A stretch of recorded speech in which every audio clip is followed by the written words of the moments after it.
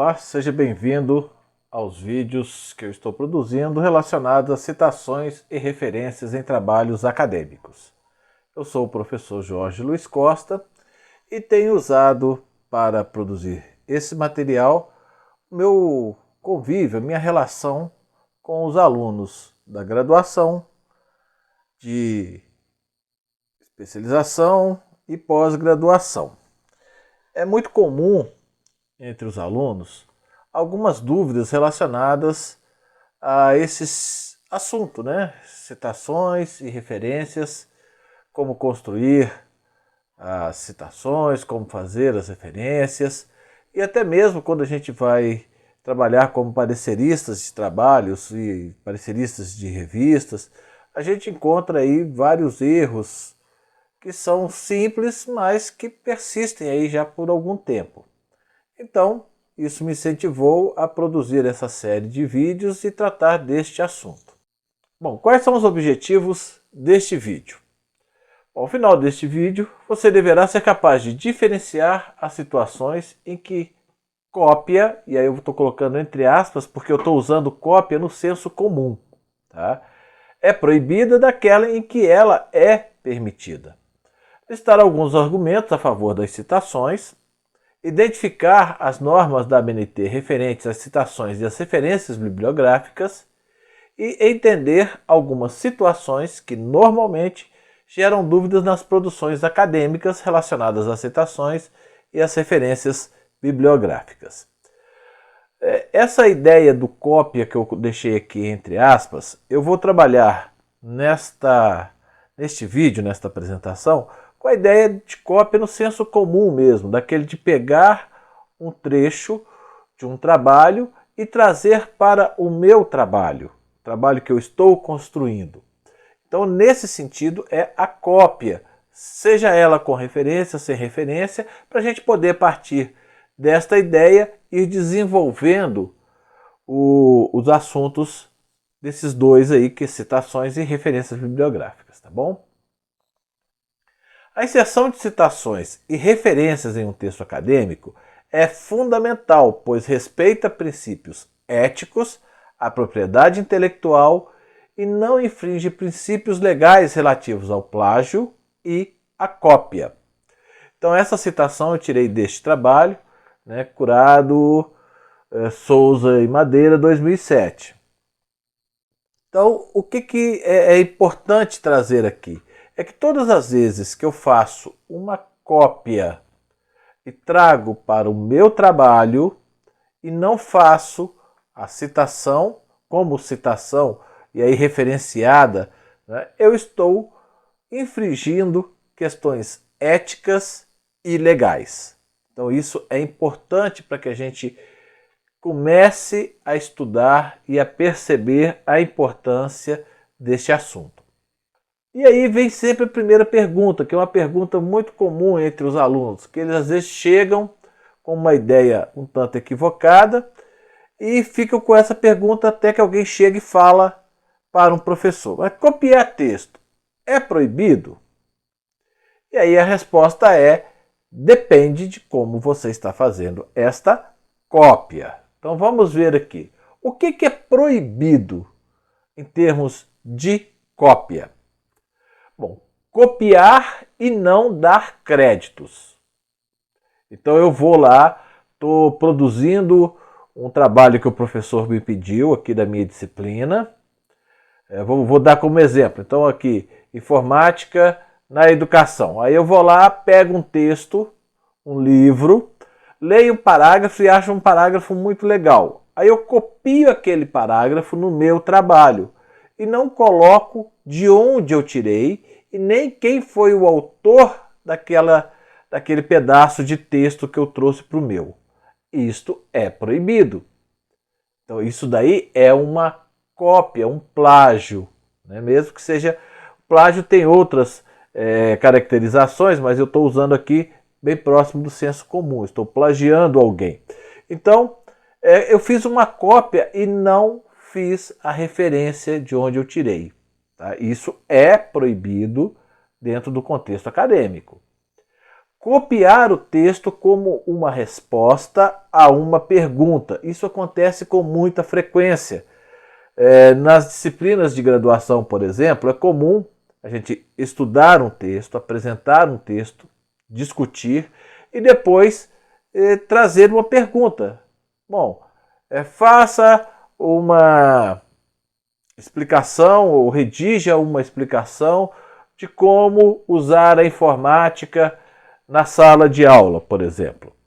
E aí, o professor espera que essa pergunta traga para ele elementos para ele avaliar como que o aluno está articulando o conteúdo da disciplina com as suas ideias. Então, o professor apresentou uma série de textos, então ele espera que o aluno faça essa articulação e, por meio da avaliação da resposta, ele tenta perceber se o aluno entendeu o que os textos estão apontando ou não.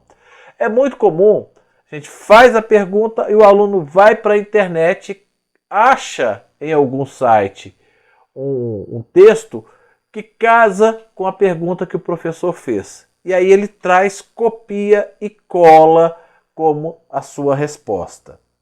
Então, isto sim é proibido.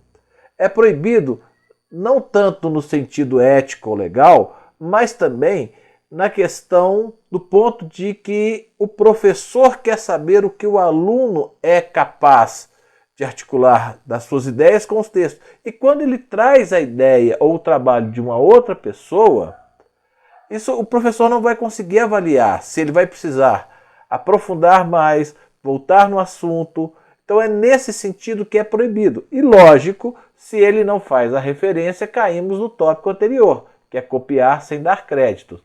Então muitas vezes, mesmo dando crédito, essa citação ela é importante se ela estiver articulada com as suas ideias. Tá? Copiar um texto extremamente longo, e aqui eu coloquei uma interrogação, porque longo quanto? Né? Em alguns momentos, dependendo do que a gente está escrevendo, é sim preciso colocar 3 parágrafos, até 4 parágrafos, mas isso não pode ser uma prática. Né? Um texto longo demais, com a ideia de uma outra pessoa, minimiza as minhas ideias e a minha articulação e a minha produção. Então, sim, dependendo da situação, não faz sentido trazer um texto longo de um outro autor. Mas, sim, articular as minhas ideias, o que eu acho fundamentado quando é o outro autor. Então, dependendo, e aí vai um dependendo de novo, né? Não é bom trazer um texto muito longo. Então, o texto que a gente traz para fundamentar a ideia, ele tem que ser o menor possível, suficiente para fundamentar a minha ideia, ou o meu pensamento, ou a minha observação. Né? E o que não é proibido em termos de cópia e de citações? Né? Copiar e dar crédito. Isso não é proibido. Se eu estou escrevendo um texto e eu preciso fundamentar. O que é fundamentar o texto? Né? Um argumento. É trazer a ideia de pessoas que são reconhecidas naquela área de conhecimento, naquele assunto, para poder mostrar como que as minhas ideias estão fundamentadas por aquele autor. Desta forma, eu mostro que a minha observação, ela não é uma observação que está no senso comum. A academia, enquanto um lugar de conhecimento científico, de produção do conhecimento científico, ela não reconhece as observações ou os comentários de senso comum. É necessário eu me basear em pesquisas, em autores que já fizeram pesquisa. Por isso existe toda uma metodologia científica que eu devo incorporar à minha prática, como agora uma pessoa que está entrando nesse meio acadêmico. Então é fundamental que, ao copiar, ao trazer o trabalho de uma outra pessoa, eu dê créditos a essa pessoa, né? Por isso que eu não devo copiar trechos muito longos daquela pessoa, porque aí há uma predominância da ideia dela e não da minha ideia, né? Por isso que é sempre importante a gente refletir numa quantidade mínima suficiente para fundamentar as minhas ideias. O que não é proibido também? Articular ou fundamentar as minhas ideias, as suas ideias no sentido das ideias de quem está escrevendo, com as do autor do texto copiado. E é isso que nós chamamos de fundamentação teórica. Então, quando eu observo um determinado evento e eu passo a analisar aquele evento com os textos teóricos que eu já li, e aí sim articular as minhas ideias, as minhas observações, as minhas análises com as ideias, as análises de referências da área, eu estou fundamentando as minhas ideias. Aí é fugir do senso comum. Então, quando eu faço isso, demonstra um cuidado que eu estou tendo em aprofundar os meus conhecimentos a respeito de uma determinada área, lendo autores que são destaque naquela área. E isso é fundamental numa produção científica acadêmica.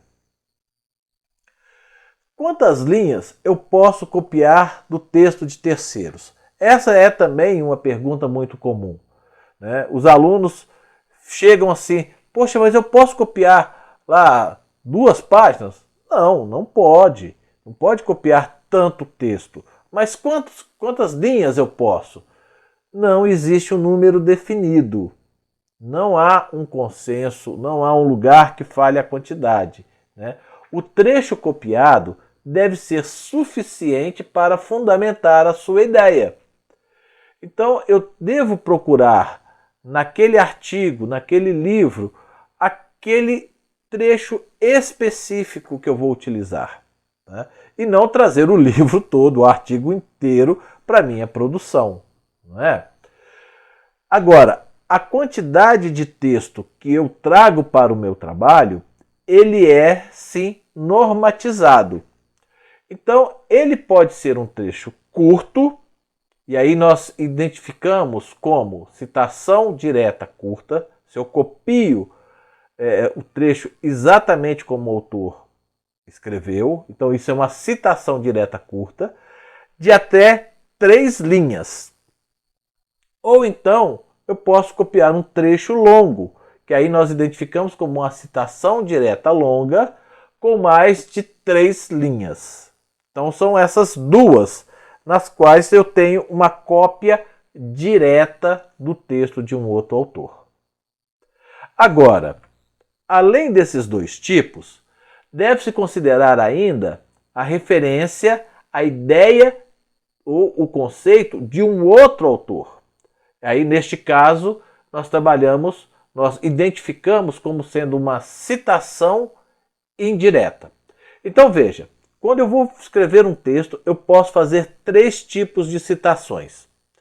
Uma citação direta curta, que é a cópia de até 3 linhas de um determinado texto de outro autor. Ou eu posso fazer uma citação direta longa, que é a cópia direta do texto de um outro autor, com até 3 linhas. Ou eu posso fazer uma referência a uma ideia ou conceito de um outro autor. E aí eu tenho a citação indireta. Eu não copio diretamente, mas eu fiz uma interpretação da ideia daquele outro autor. E aí, de novo, por isso que quando a gente for usar uma referência, a gente tem que buscar alguém que seja referência na área, que seja o destaque daquela área. As citações, sejam elas diretas ou indiretas, então quais são as diretas? Direta curta ou direta longa, ou indiretas, devem ser feitas tendo-se como referência os trabalhos de autores reconhecidos em uma determinada área. Então a gente busca sempre aquela pessoa de destaque, não de destaque de fama, mas do sentido acadêmico, aquela pessoa reconhecida como sendo a pessoa que produz dentro de uma determinada área e que é reconhecida pelos seus pares. Por que é obrigatório fazer referências? Nós já tocamos nesse assunto, mas aqui eu quero de novo chamar a atenção. Primeiro, por respeito aos princípios éticos, à propriedade intelectual e aos princípios legais relativos ao plágio e à cópia. Quando um autor produz uma determinada obra, e aí obra no sentido bem amplo, vamos pensar uma coisa que está mais próximo da gente, de uma música. Se um autor escreve a letra de uma música, outra pessoa não pode ir lá e copiar um pedaço dessa letra e falar que é sua. Então a gente tem que ter um princípio ético para utilizar os materiais produzidos por uma outra pessoa, reconhecendo que aquela obra, que aquela produção é um trabalho intelectual daquela pessoa. Assim como se eu escrevo um trecho, um texto, um livro, um artigo, uma outra pessoa não pode simplesmente pegar um pedaço dessa minha produção e falar que é dela. Isso não é correto. Existem questões legais relativas a isso, que é o plágio ou a cópia. Então, as pessoas legalmente podem ser punidas por cópia ou por plágio. Então, além da questão ética, do reconhecimento da propriedade intelectual, há também as questões legais. Por isso que é obrigatório a gente fazer as referências. Há também um outro lado, que as referências são usadas para facilitar o trabalho do leitor que se interessar pelas informações do seu trabalho. Então vou dar um exemplo. Eu tenho trabalhado com o uso de tecnologias. Na minha tese, eu aprofundei o uso de tecnologias na educação à distância e eu usei uma teoria que nasce lá com Vygotsky, que é a teoria da atividade. Quem estiver lendo o meu trabalho e que achar interessante pesquisar mais sobre a teoria da atividade, vai ter referências de onde buscar esse assunto. Então, todas as vezes que nós produzimos algo academicamente, a gente vai gerando no nosso trabalho as localizações para que o leitor possa aprofundar naquele determinado assunto, se ele achar interessante. Então, se eu reconheço naquele seu trabalho algo que me interessa, eu gostaria de ver as fontes originais que você utilizou, eu tenho que encontrar no seu trabalho uma maneira de localizar essas fontes. Para contribuir com o desenvolvimento do campo de ideias de sua área de conhecimento. A partir do momento que meu trabalho ele está todo referenciado, eu estou contribuindo para que as minhas ideias e as ideias de outras pessoas achem um ponto onde elas vão se convergir. Então, se eu fundamento as minhas ideias, novas ideias vão surgindo, fundamentadas por pessoas que vieram antes de mim. Tem uma frase muito legal que aparece no Google Acadêmico, né? Eu não sei se atualmente ela está lá ainda, mas no Google Acadêmico ele coloca assim, sobre ombros de gigantes. Quem são esses gigantes que o Google Acadêmico se referencia? São todas aquelas pessoas que produziram conhecimento, que produziram informações científicas que atenderam às metodologias da ciência e que são reconhecidas. E quando no meu trabalho eu uso estas pesquisas ou esses materiais, eu dou oportunidade para que o conhecimento da minha área vá crescendo gradativamente. Com isso, eu permito ou eu ajudo a aprofundar a produção acadêmica. Eu me afasto do conhecimento produzido pelo senso comum e vou caminhando em direção à produção acadêmica científica. E também, e aí um lado muito prático, que é para facilitar futuras pesquisas que eu mesmo vou fazer, né, sobre este mesmo assunto. Quantas vezes a gente já não se viu assim atordoado, porque nossa, eu li alguma coisa referente a isso, mas eu não lembro aonde que eu li. Pois é, se no meu trabalho sobre um determinado assunto eu vou colocando todas as referências, é muito mais fácil, se eu precisar escrever um outro trabalho, eu ir no que eu já fiz e achar estas referências. Então é uma questão também de praticidade. Esses tópicos aí também estão lá no trabalho que eu já mencionei e que no final tem as referências dele. Bom, por que eu devo usar as normas da ABNT? Primeiro nós precisamos saber o que é a ABNT, né? A ABNT é a Associação Brasileira de Normas Técnicas e é o órgão responsável pela normatização técnica do Brasil, fornecendo insumos ao desenvolvimento tecnológico brasileiro, não só da área acadêmica. A ABNT atua em diversas áreas técnicas. Então é comum vocês pegarem qualquer produto aí que foi testado, pegar lá e ver que existe uma norma da ABNT para a produção daquele produto. Tá? No nosso caso, nós temos aí diversas normas. Então a ABNT não atua somente na área acadêmica, mas inclusive na área acadêmica, né? As normas que nós utilizamos no nosso meio são várias. Então nós temos aqui a NBR 6022, esses dois pontos separam o ano, né? 6022 de 2018, que é o ano que essa norma foi atualizada, que faz referência ao artigo em publicação periódica científica impressa. A NBR 6023, de 2018, que é a elaboração de referências. A NBR 6024, de 2012, numeração progressiva das seções. NBR 6027, de 2012, que é para confecção de sumário. A NBR 6028, de 2013, que é para construção de resumo. NBR 10.520, de 2002, para citações. E a NBR 14.724, de 2011, para elaboração e apresentação de trabalhos acadêmicos. Nós vamos focar especificamente, nessa sequência de vídeos, na NBR 6023 e a NBR 10.520.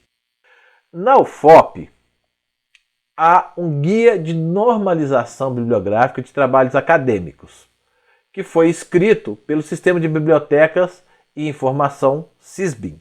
Por que é comum a criação de guias desse tipo?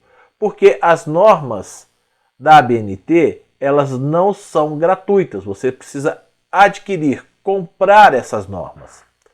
Então é comum as instituições de ensino criarem um manual, um guia, contendo as principais normatizações para a produção desses trabalhos acadêmicos.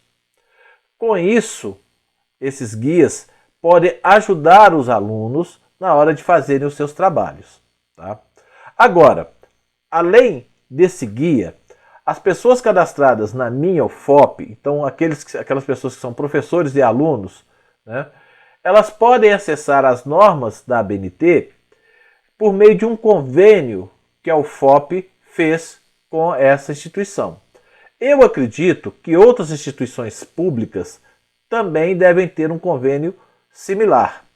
Então, por meio do portal Minha UFOP, os alunos e professores podem acessar as normas técnicas diretamente da ABNT. Então, é fácil, tranquilo o acesso. Quem quiser pode entrar no site do SISBIN, que é www.sisbin.ufop.br, e lá vai encontrar as informações para acessar as normas da ABNT. E aí precisa fornecer o login de acesso à minha UFOP. Tá? Eu acredito que isso também aconteça com outras instituições, tá? Então é bem tranquilo. Além do Guia da Normatização Bibliográfica de Trabalhos Acadêmicos, é importante ficar atento porque algumas editoras e algumas revistas elas fazem pequenas mudanças nessas normas da BNT. Eu sou meio legalista nisso daí e não acho isso muito legal, mas existem, né? Na prática isso existe. Então é importante ter em mãos esses guias ou as orientações de formatações da instituição a qual você vai publicar o seu trabalho. Bom, então alguns comentários dos alunos. Preciso decorar estas normas? Não. É claro que à medida que se usa, nós acabamos acostumando com aquelas mais comuns. Né? Fazer uma referência de um livro, a gente vai acostumar, mas a gente não precisa decorar. Tá? Não há essa necessidade. Tá, Jorge, se não tem essa necessidade, como é que eu vou fazer então? Mantenha sempre à mão as normas da BNT, o guia ou manual da instituição ou as regras da revista ou editora que vai produzir o seu material. Então, gente, pesquisadores de muito tempo, que já é assim velho de casa na academia, tem hora que vai fazer uma citação ou uma referência, como é que é mesmo que faz? Vai lá, pega as normas e olha, consulta. Não tem problema nenhum com relação a isso. É extremamente comum. Então não se preocupe em decorar. É importante saber que existe a norma, saber que há um lugar onde você pode encontrar como fazer essa citação ou essa referência. Tudo que li eu vou colocar nas referências? Não. Só se deve colocar nas referências o que foi citado, direto ou indiretamente, no texto. Então, se eu li 3 livros sobre um determinado assunto, mas eu usei somente de um eu tirei uma citação, então eu vou fazer a referência apenas àquele que eu utilizei. Tá? Então é isso, as referências bibliográficas que eu utilizei nesse vídeo foram essas duas, né? A definição aí da BNT pela Wikipedia e as diretrizes para citações e referências. É isso, chegamos ao final desse primeiro vídeo, ainda teremos outros vídeos aprofundando um pouco mais em cada assunto. Até agora eu fiz umas considerações gerais sobre citações e referências. Agora nos próximos vídeos nós vamos aprofundando um pouco mais. Muito obrigado e um forte abraço.